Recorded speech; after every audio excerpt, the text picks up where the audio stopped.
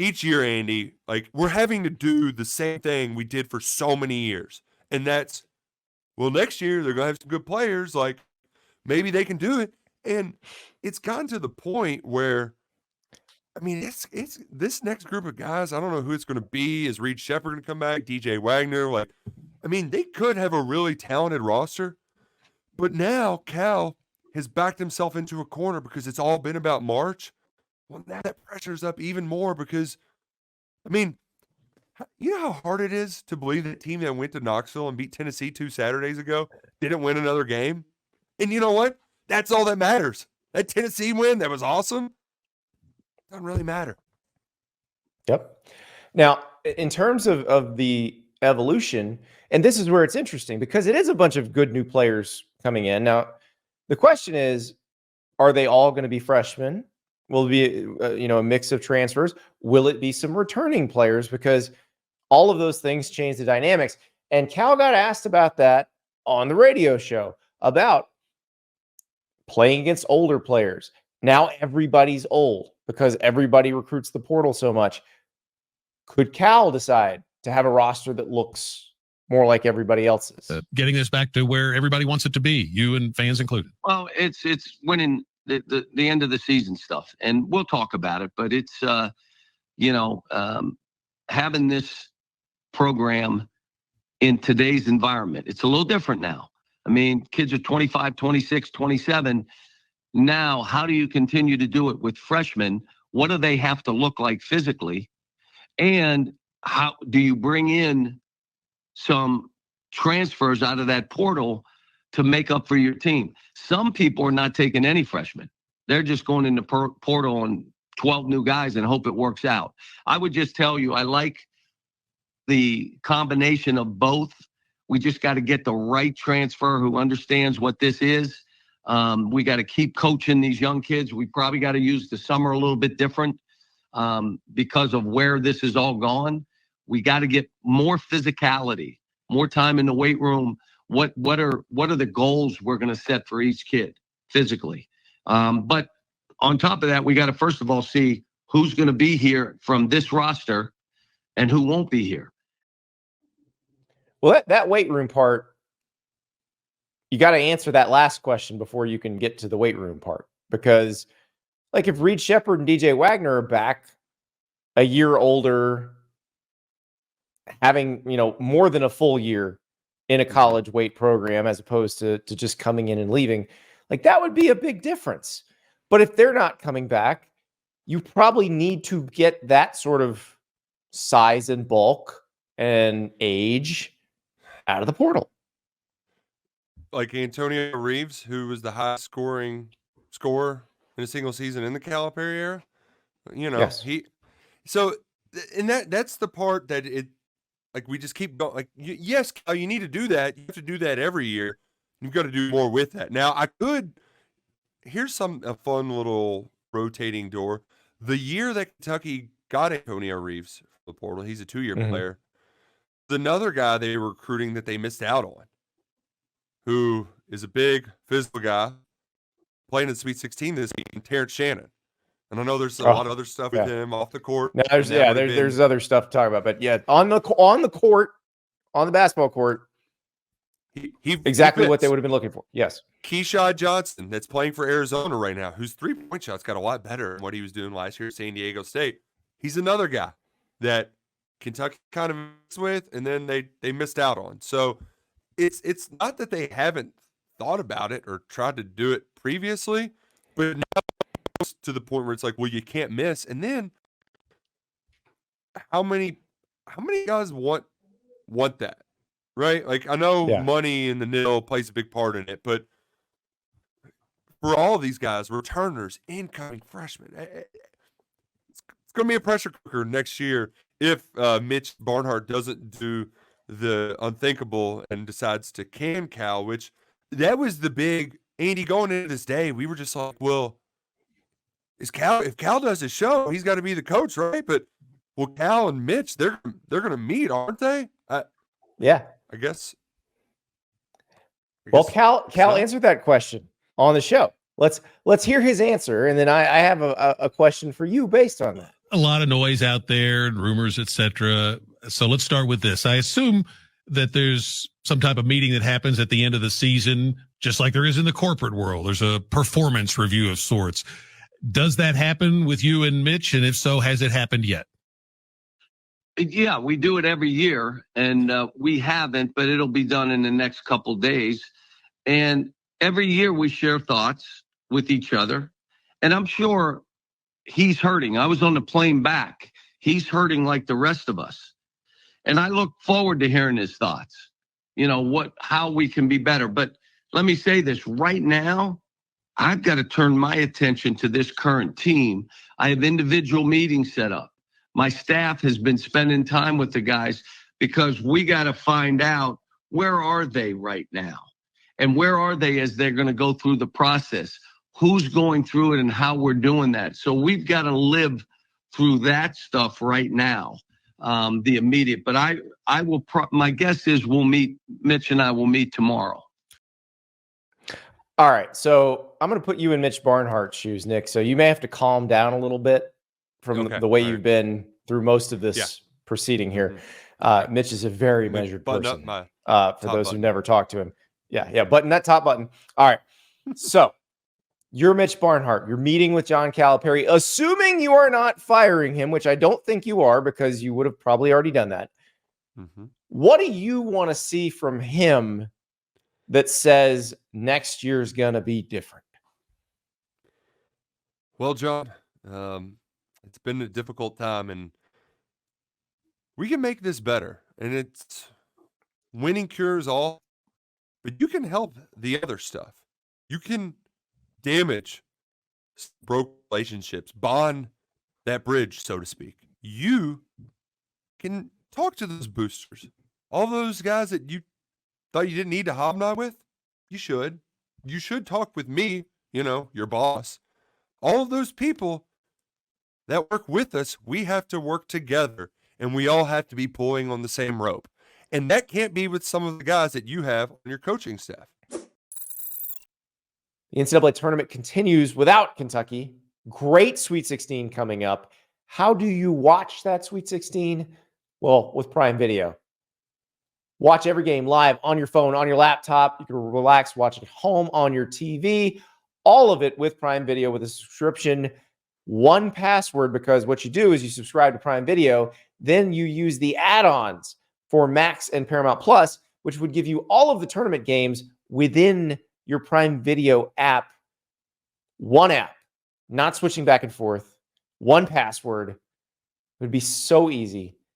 And oh, by the way, new Roadhouse, of course. Jake Gyllenhaal as the new Dalton.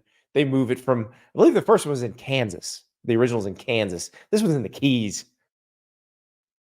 I can't wait. I haven't had time because I've been watching the tournament.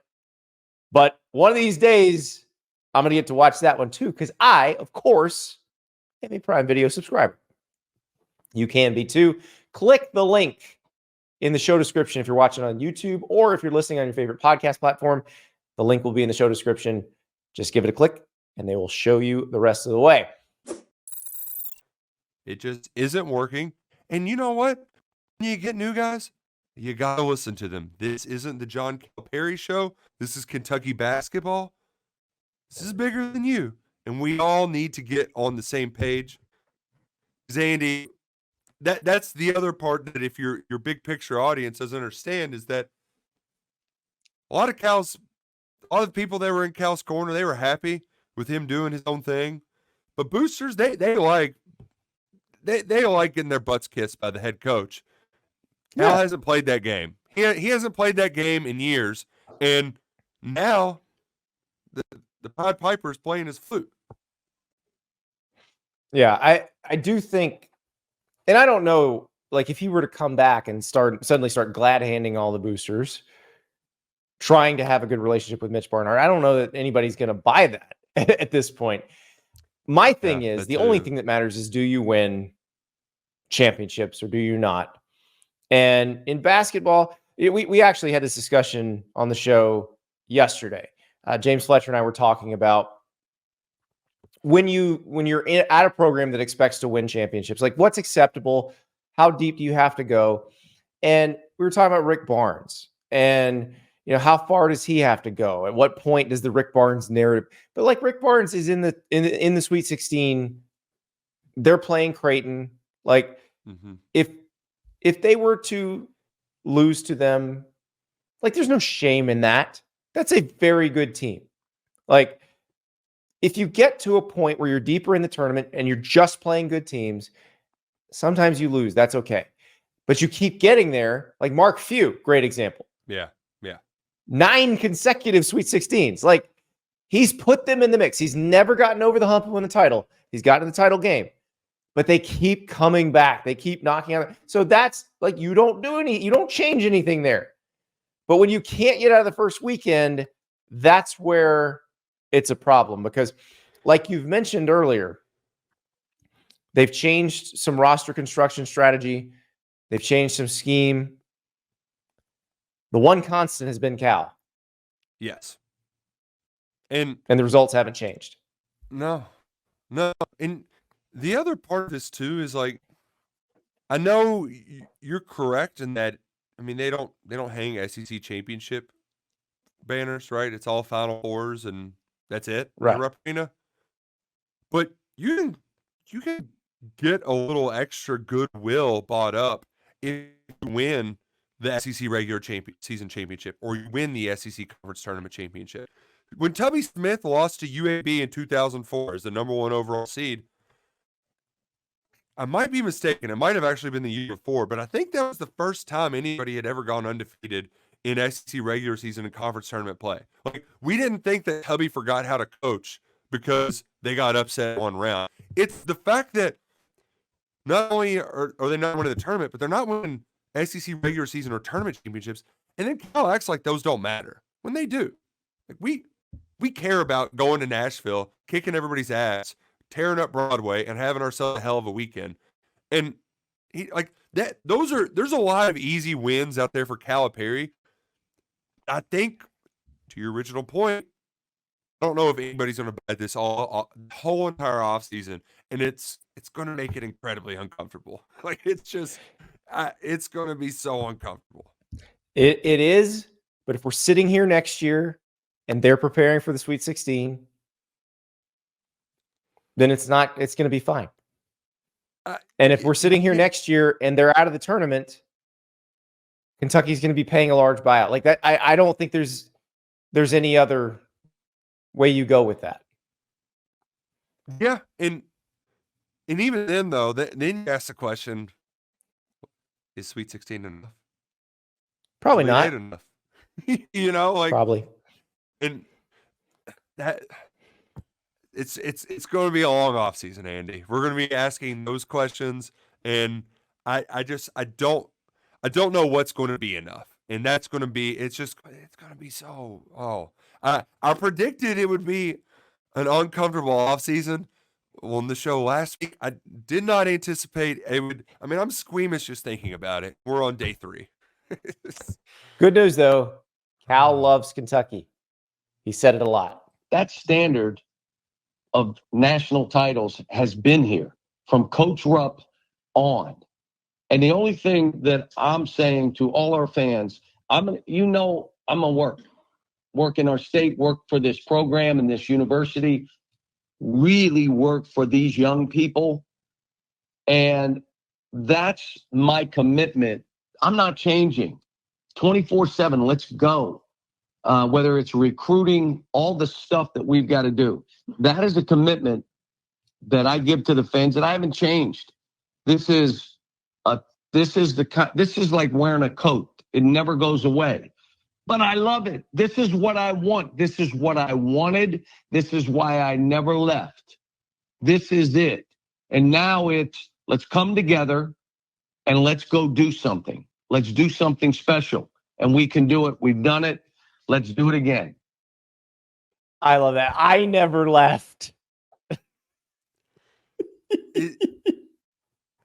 I don't want to sound like just like a dog whistle is going off and I'm just this Cal hater, but I just heard I'm not changing. I haven't changed.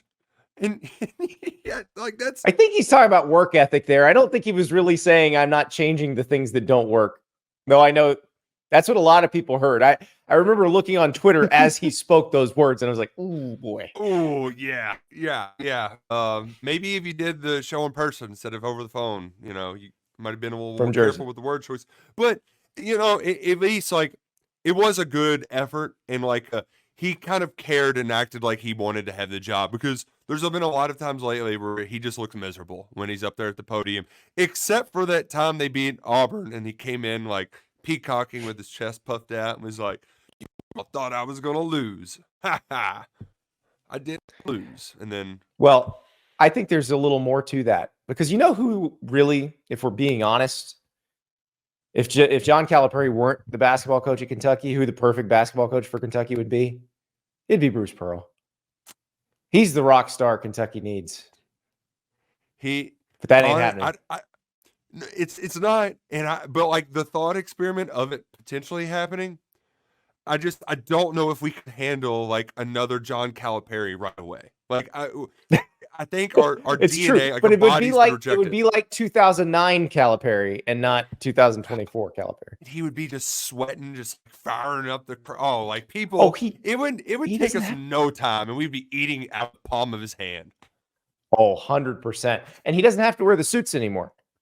He wears athleisure now, so he doesn't have to sweat through it.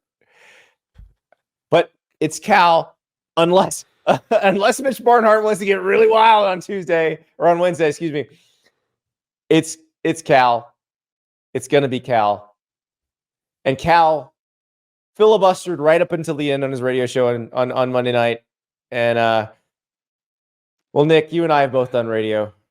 We know how bad the hard out can be. There were times that I played Big Z 20 minutes. There were times that I left Aaron in, and probably looking back, I should have let him in there even when he got a third foul, let him play because he was playing well. Should have left him alone. But you know what? Here's the thing I want to tell you when you're coaching. 10 seconds here. Whatever you do when you win, you were perfect. And whatever you do when you lose, you should have done the other. It's what you accept. And you accept people have opinions and they get mad and they, and the only thing. This has been the UK Healthcare John Calipari Show. Ending to the hardest part. Thanks for watching the Andy Staples On3. Thank you so much for watching. Just a reminder, subscribe to this channel right here so you never miss an episode of Andy Staples On3. And oh, by the way, watch all the other great videos on the On3 Sports YouTube channel.